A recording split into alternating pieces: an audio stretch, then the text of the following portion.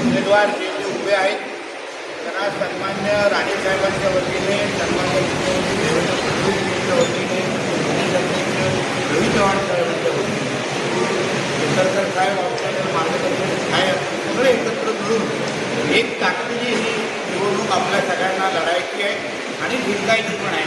तशी निवडणूक एकतर्फी वाटते असली तरी आपल्या प्रत्येक उमेदवाराला त्याच ताकदीने निवडून आणण्याचं काम महायुतीच्या सगळ्याच कार्यकर्त्यांनी करावं अशी विनंती या निमित्ताने मी करेन. त्याचबरोबर आमच्या सगळ्यांच्या विनंतीला मान ठेवून ज्या ज्या आमच्या कार्यकर्त्यांनी आज ह्या निवडणुकीच्या प्रक्रियेची माघार घेतलेली आहे, पण पक्ष म्हणून त्यांच्या मागे उभं राहण्याचा निर्णय पण आम्ही लोकांनी घेतलेला आहे, त्याही उमेदवारांचा मी मनापासून आभार मानतो.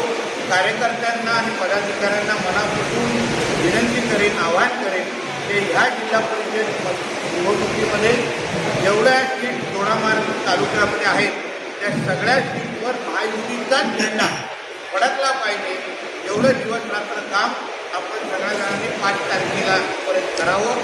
येणाऱ्या 28 तारखेला महाराष्ट्र राज्याचे मुख्यमंत्री आदरणीय देवेंद्र फडणवीस साहेब हे गणपतीमध्ये आपल्या जिल्हा परिषदेच्या प्रचार सभेसाठी येत आहेत.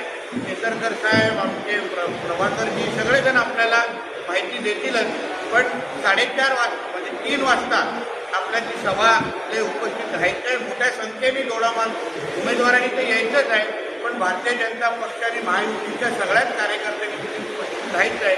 एवढी विनंती आणि आवाहन या निमित्ताने करेन. धन्यवाद. जय हिंद.